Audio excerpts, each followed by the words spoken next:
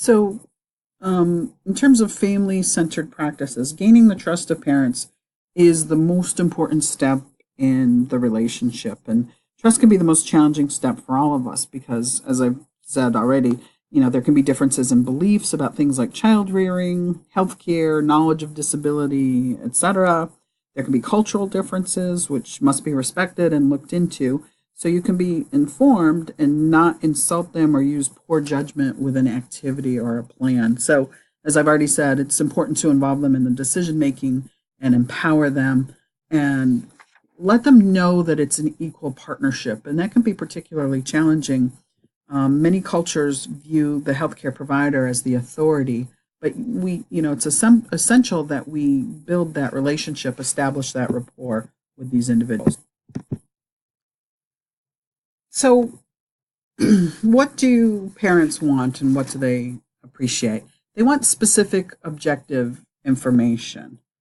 It's important to give them all of the information. Don't be overly optimistic, but don't be overly pessimistic either. Remember, focus on those strengths. Flexibility in service delivery is a must. It's particularly if you're in early intervention or something, you're coming into these people's homes and they may have a lot of people coming into their homes. So you need to be as flexible as you can be in providing services. Be sensitive and responsive to their concerns. Have a positive, optimistic attitude. They do appreciate your technical expertise and skills. And they want to, it's important to remember that they're the expert on their child. They're the ones who know the child. So it's important to include them in the process. They also want you to know that it's a 24/7 job, particularly caring for a child with a disability. That is a full-time job. Parenting in and of itself is a full-time job, but when you add on a child having a particular disability or having particular needs, it can be really challenging. So, why do we look at families? Why is it important to study families? They're complex. And as I just said, having a child with a disability increases that stress. Children are not isolated individuals. A family is a social unit, and that social unit shapes their behavior.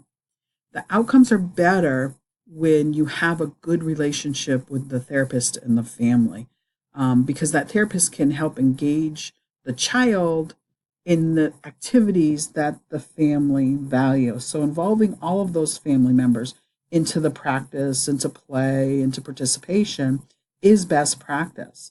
And engaging in those activities together helps to build bonds, helps to establish tradition, and really helps to fulfill the function of a family. Also, we involve families because it's the law. Federal legislation requires parental input on assessment, intervention plan, placement decision.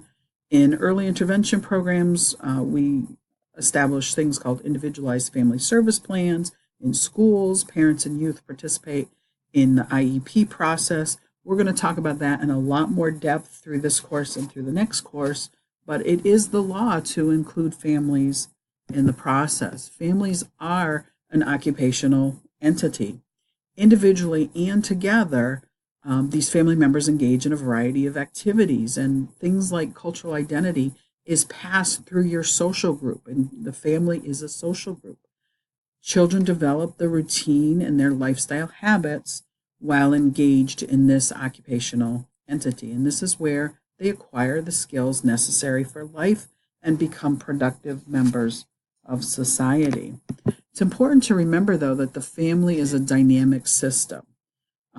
Through this system, the family functions are fulfilled, but there are interdependent influences, meaning the activity of one individual can influence the activities of others.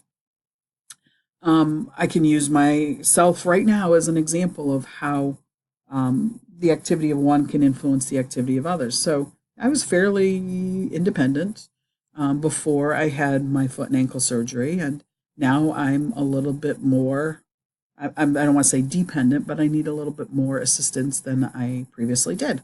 So, I cannot access our laundry room, for example. I just can't get the scooter in there. So my husband has had to take over laundry duties. It's difficult for me to do things like dishes, although I am able to do it to some degree. Things like unloading the dishwasher, particularly the silverware tray, can be a little bit challenging on while I'm on the scooter. Getting out of the house and stairs can be a little bit more challenging. So my husband's daily routine, and up until yesterday, he was driving me to work and helping me get in the building with all of my stuff, etc., get the scooter in and out of the car. So his daily routine was significantly impacted as a result of the difference in my activities. So, now he has to leave 45 minutes earlier in the morning to be able to get to his job on time, to be able to get me to work when he was driving me. And now that changes all of the daily routine that we had established over a long period of time. When he comes home, he now has to help me with dinner or help me do the dishes. He now has to take over, as I said, the laundry duties. So his ability to do some of the tasks that he had previously done and how our daily routine operated is significantly different. And that's true of families. Now we've had to adjust, and now we're kind of beginning the process of adjusting back now that I am more driving myself and able to do things more independently. So an effective family system is able to organize into these predictable patterns of activities. However, things can change those patterns of activities, and we have to be able to adjust to those changes. And sometimes, as an occupational therapist, we help families be able to make that adjustment.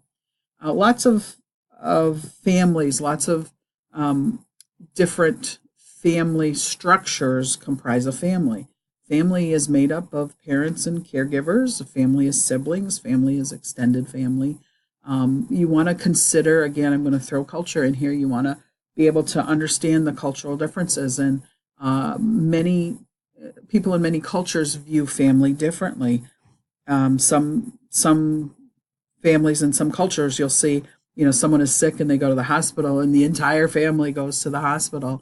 And then in another culture, you have people who try to not involve their family and try to do things independently. So, you want to, in working with families, think about the stress level that each of the entity brings. You've got maybe a working mom and a child with a disability. Maybe you have a father who needs to take care of an ailing parent. You have the sandwich generation, where you have some generations of children raising their own children, but then also taking care of aging parents. You have to be aware of the expectations of other family members. So there's more than working on a goal or benchmark when you're working with a child in any setting. You're really working with the entire family. And working with the family, it's important to consider their family life cycle. So these family systems can change as family members change. Sometimes you can anticipate the changes. You can adjust when the birth of a child is happening. The family system is able to adjust. Where we're going in the family life cycle is able to adjust.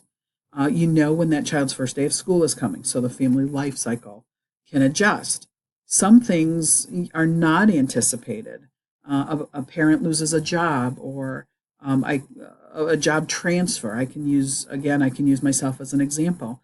When my son was 10 months old, my husband was transferred from Massachusetts to Missouri.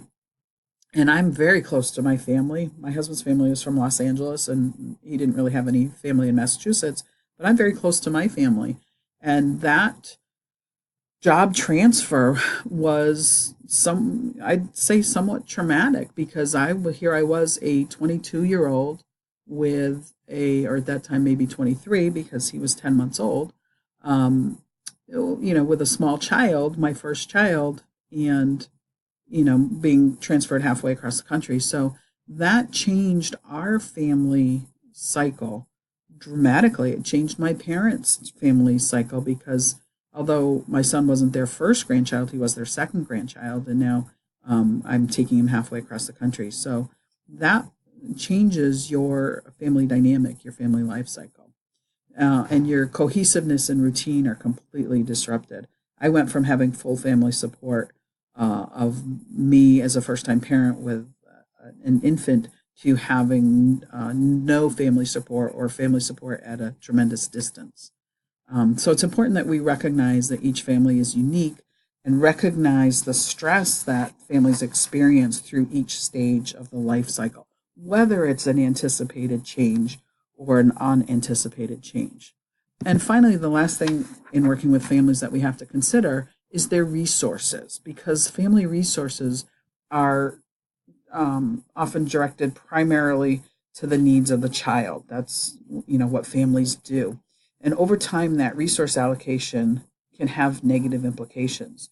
And when we're talking about resources, we're talking about many different resources. We often think of it in terms of financial, and that's important. Raising a child with a disability can be very expensive and can deplete family resources. But also the human resources, they have, are they able to manage all of the things that they need to manage within their family system? They have a finite amount of energy that they're able to expend in terms of raising a child, and that can be difficult. There's a finite amount of time in raising a child, and it requires a tremendous amount of time. I think about people. I'll go back to my Jeff with cerebral palsy. It took the parents a tremendous amount of time every day to get him dressed and get him ready for school.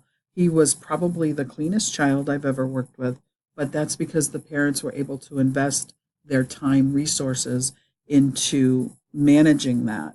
But that can be a challenge. And then the emotional energy, lots of emotions in raising a child, any child, regardless of having a child with a disability. So, the parents of children with special needs will require help and assistance, and that is all dependent upon their educational level, their practical knowledge in terms of raising children, in terms of the disability, and this primarily the support systems that they have in place. So the role of OT can be to help them in finding resources, using therapeutic listening to help notice the factors that they may be in need of getting additional information. So they may not know how to address their emotional energy or resources in terms of they don't have enough time, but are there things like respite services available? And sometimes it's going to be OT that helps them with that, and we'll talk about these concepts in this course and as well as other courses. So the parents with these limited resources are also, it's important to remember that they're at higher risk for stress, which can lead to, a whole lot of negative repercussions to both the family and to the child. So, to as OTs, we're going to try to help them be able to manage these challenges with resources. So that's pretty much a real broad overview of occupational therapy with children and families, a little bit about the newborn, and way too much information about me. So I look forward to seeing you next week and look forward to reading your journals. Have a great day.